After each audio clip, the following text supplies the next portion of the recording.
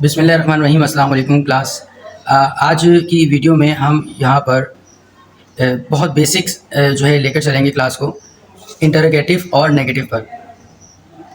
यानी आज की क्लास अगर ये वीडियो आप देखते हैं आज की क्लास की वीडियो, तो आप नेगेटिव और इंटरोगेटिव को बिल्कुल स्टार्ट से समझ पाएंगे कि ये किस तरह से बनाए जाते हैं और ये पेपर में किस तरह से हमें करना होंगे। समझने से पहले हम यहाँ पर थोड़ा सा इसका बैकग्राउंड समझ लेते हैं।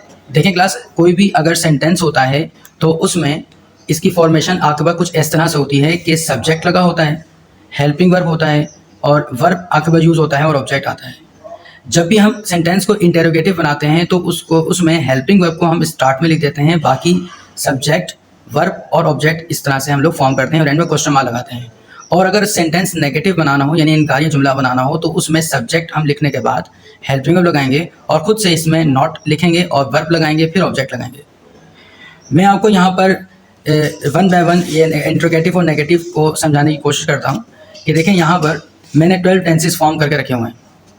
ये 12 टेंसेस जो आपके पास मौजूद हैं, हम इन्हीं तमाम 12 टेंसेस को कन्वर्ट करेंगे नेगेटिव और इंटरोगेटिव दोनों में। सबसे पहला सेंटेंस देखें, यहाँ पर लिखा हुआ है ही ड्राइव्स आ कार। इस सेंटेंस में पहले ये सब्जेक्ट लगा हुआ है, ये वर्ब है और ये आपके पास क्या है, ऑब्जेक्ट है। अगर सेंटेंस में वर्ब की फर्स्ट फॉर्म होगी तो हमें उसके साथ डू लगाना होता है और वर्ब की फर्स्ट फॉर्म के साथ एस या ईएस लगा हो तो हमें डज यूज़ करना होता है। अगर वर्ब की सेकंड फॉर्म होती है तो हमें डिड लगाना होता है। तो ये बड़ी 3 मेन बातें हैं जो कि आपने अपने जहन में बिठा लेनी है। मैं अगेन रिपीट करता हूँ, अगर फर्स्ट फॉर्म होती है तो हमें डू यूज़ करना होता है, फर्स्ट फॉर्म के साथ एस या ईएस आप लगा देखें तो आप डज यूज़ करते हैं, और सेकंड फॉर्म अगर आ जाती है वर्ब की तो आप डिड इस्तेमाल करते हैं। तो आइए देखें, पहला सेंटेंस जो दिया हुआ है लिखा हुआ है ही ड्राइव्स आ कार, तो इसमें साफ पता लग रहा है कि ये ड्राइव फर्स्ट फॉर्म है, उसके साथ एस लगाया हुआ है। तो जब हम इसको इंटरोगेटिव फॉर्म करेंगे तो कुछ ऐसे बनेगा, सबसे पहले हम लगाएंगे डज, हेल्पिंग शुरू में कर देंगे, does is a helping verb, फिर उसके बाद लगाएंगे ही, डज ही, फिर ड्राइव आकार। इसमें से एस हम ख़त्म कर देंगे, वो एस जो है वो आपके पास डज में यहाँ पर हमने लिख दिया। इसका जब हम नेगेटिव बनाएंगे तो नेगेटिव कुछ इस अंदाज में बनेगा, ये सबसे पहले आएगा ही, फिर हम लगाएंगे डज नॉट, फिर ड्राइव आकार। अब क्लास देखें इसका, ये तो हमने पहले वाले सेंटेंस यानी प्रेजेंट इंडेफिनिट को कन्वर्ट करना सीख लिया कि किस तरह से ये कन्वर्ट हो रहा होता है। अब यहाँ पर हम सीखते हैं कि ये जो पास्ट इंडेफिनिट है, जैसे ही ड्रॉव आ कार, आप फॉर्म देखें यहाँ पर वर्ब की सेकंड फॉर्म लगी हुई है। मैंने अभी आपको बताया कि वर्ब की सेकंड फॉर्म होती है तो हमने डिड यूज़ करना है। तो इसको ऐसे बनाएंगे, डिड ही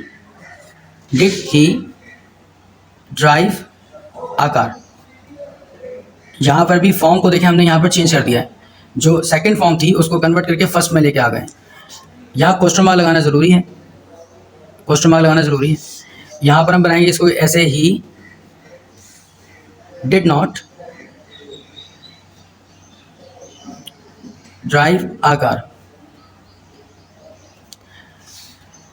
अब हम यहाँ पर अगली स्टेज पर चलते हैं, और ये तो क्लास नहायत ही आसान है, 3 से लेकर ये 12 तक नहायत आसान।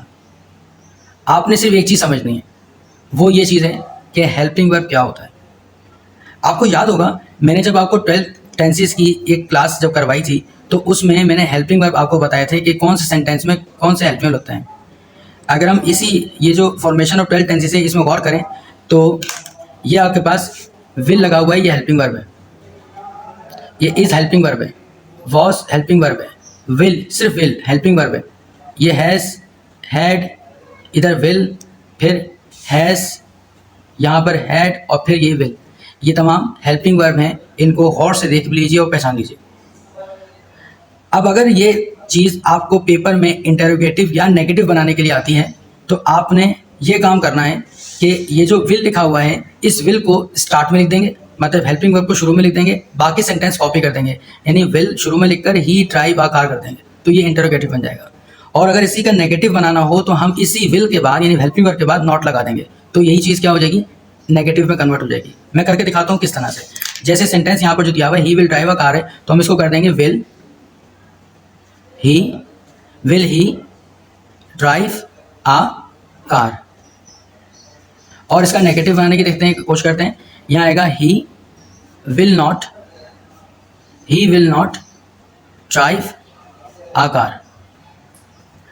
अब क्लास इसी तरह से यहाँ पर देखें, ये लिखा हुआ है is, he is driving a car, तो हमने यहाँ पर भी हेल्पिंग वर्ब को बाहर लिख देना है कुछ इस तरह से, is he driving a car. और इसका जब नेगेटिव बनाने को हम करें तो यह आएगा ही इज नॉट